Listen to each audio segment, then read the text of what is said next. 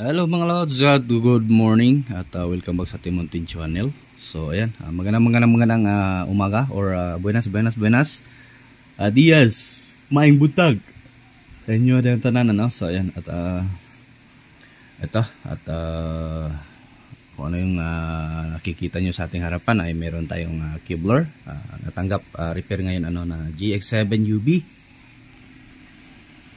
So ayan, high power video amplifier. So problem daw nito, nawawala yung isang channel. So naglagay pa si customer ng XLR, oh. So ayan,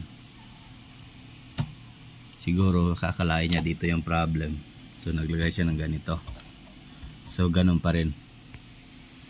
So bali dalawa pala to siya. Yung isa GX7 na hindi USB, ito meron siya digital display. Yung isa hindi, o yung wala, no, yung unang model. So ayan, so yung transformer nito ay ayan, 46046 at ito yung ayusin natin. So trace natin to, itong right channel ata yung wala, or left channel. Testing na lang natin, tignan natin magwawala-wala. So yun, bago natin ito simulan mga lods, baka hindi ka pa nakasubscribe sa Timontin Channel, pa-subscribe na po. At paiwan na din ng bakas at lagay nyo sa all yung notification bell natin para may daanan kayo pabalik. So ayan, pag mayroon tayong mga bagong upload na video, no? So continue lang tayo. Lagyan ko muna ng speaker at saka basta lagyan ko lang yung speaker kasi may USB naman siya. Dito lang tayo mag-testing. So ayan mga lods, update tayo. Ito ito yun, problem nya. Pag pukpukin, ayun, magkakaroon siya. Pag bitawan, wala.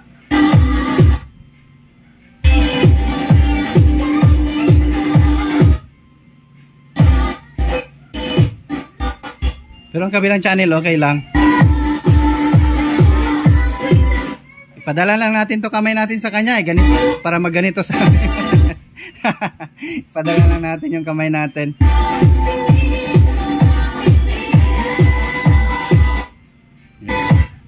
So dalawang amplifier to, same ang problem.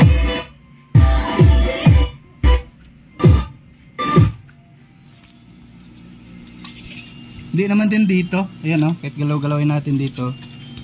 Ayan, wala. Okay lang naman yung tone control nya. Dito ito sa main amp. Ayan, pag dito ka din. Ayan, wala namang nangyayari. Pag iganyan, ayan, baka dito sa terminal, dito terminal ng itong mga to. May lost contact. Ayan,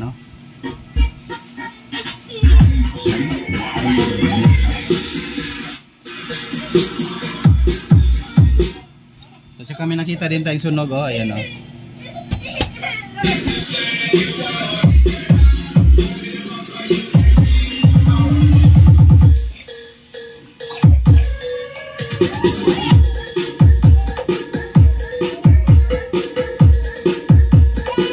pag ilagay wala na. Ibitay na lang kaya siguro natin to. Ili-tsagaray natin to.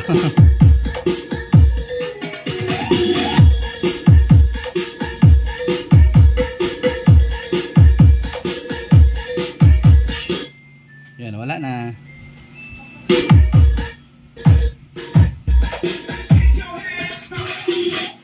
Tingnan mo mga lads, at kapag bubuhatin natin, gagalaw yung board. Ayan,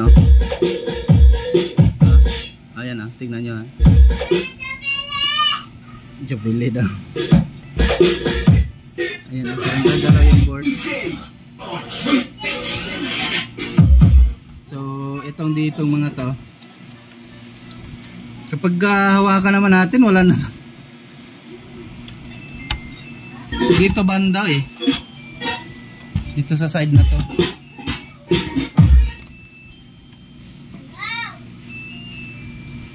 So tanggalin na natin itong main amp. Check up natin ito sa input, no? Kasi pag dito wala namang nangyayari. Yan, no? Kahit hawakan natin. Ayan, no? So ayan. Kahit alog-alogin natin itong control, wala naman. Master volume. Dito lang talaga. Pag dito lang sa side na to. Kasi pag igaganyan, pag hihilain natin dito sa taas, ayan. Ayan, no? Parang gumagalaw yung mga input niya. Ayan, no? Yung kamay pala yung magalaw. Ayan, o. Ayan, o. Tingnan yung board. Baka lose contact lang.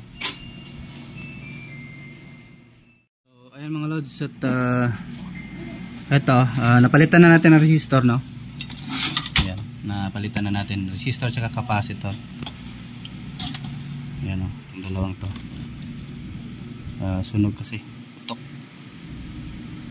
And then isa lang, meron tayong nakita dito loose contact na capacitor. Ito lang, isang piraso lang. Ayan, o.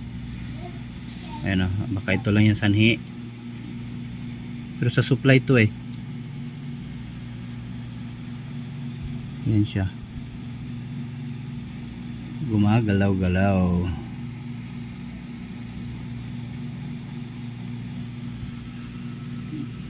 Pati ayan, o. Tcharan. Negative. Pero negative lang to eh. Wala naman ata itong kuha. Sige lang, i-resolve na lang natin. Baka ito din dahilan.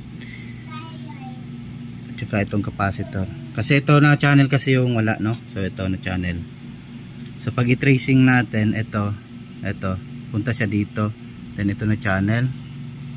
Saka pagpunta natin dito, so ito lang din yung na channel. May loose contact na capacitor. Yan, o. So ito na capacitor, ito. So ayan, saka i-blower natin ito ngayon. So resolve muna natin, then testing natin. Baka ito lang, itong dalawa lang yung sanhi, no? So pinaayos na ito ni sir. Kasi pangalawang take na ako dito. Sabi nung technician doon, okay lang daw, wala namang problema. Hindi na binuksan, hindi na tinanggal ang board. Kasi pagka testing din tumunog, sabi nga okay, so sinawal yung amplifier. Pinagalitan pa yung customer natin. So ayan, resolve na lang natin. Siguro tinamad mag-open, ano. So ito, testing natin ulit. Power natin.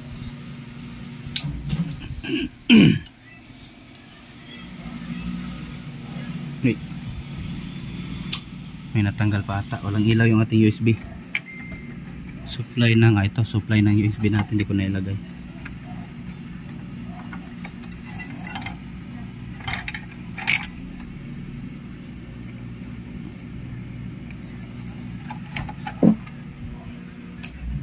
Yun.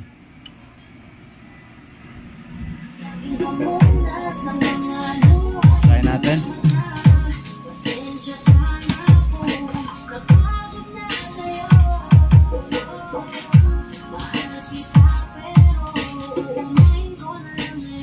So yan, tumunog na. So yun lang yung problem.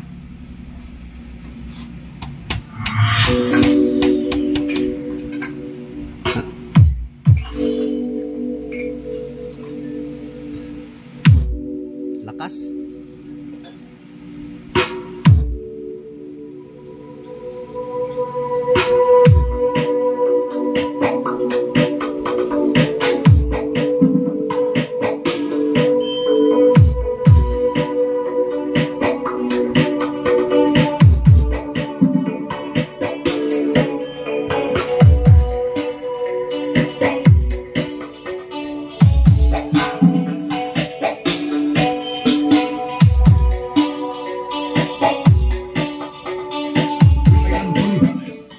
Ayan, mukhang ayan. So ilalak na lang natin yung heatsink kasi yung ground kasi dito, yung body ground ng ating chassis, ng heatsink to chassis.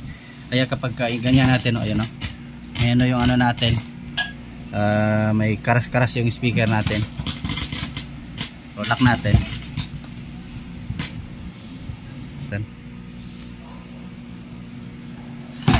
So yun, wala na. So hindi na kumakaras-karas yung speaker natin.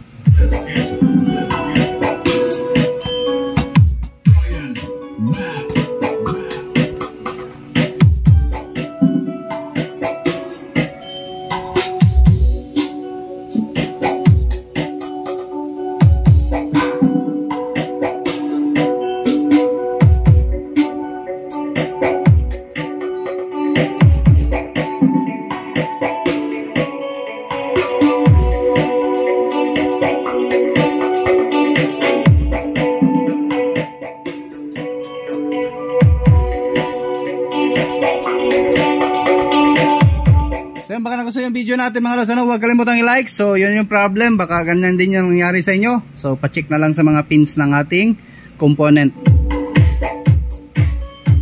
Balik tayo, baka may copyright.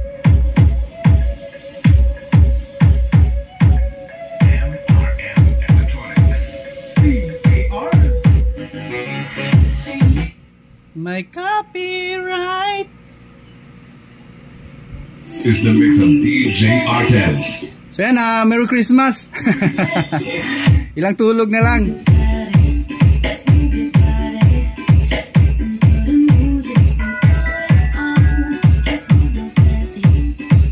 So hindi tayo pinahirapan.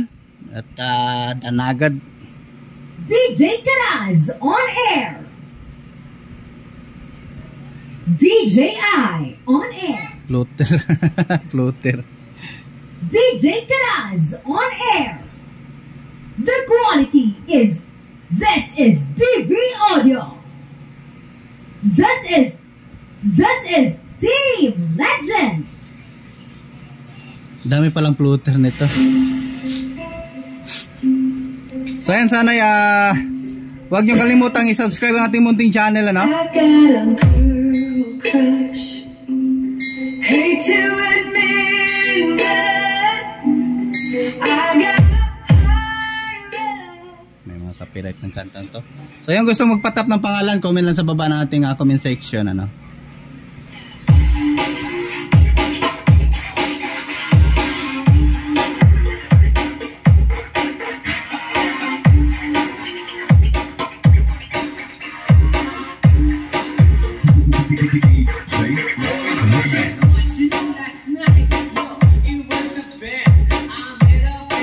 Hindi na natin masyadong pabayan yung video natin mga lods, ano? At kayo mag-thank you at magpapaalam na once again. So until next video natin. So Kevlar na naman yung susunod natin dito, yung walang USB, yung unang model.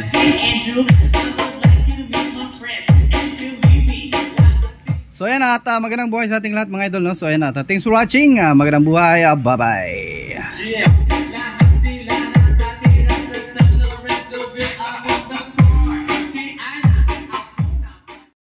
Bigyan lumapit sa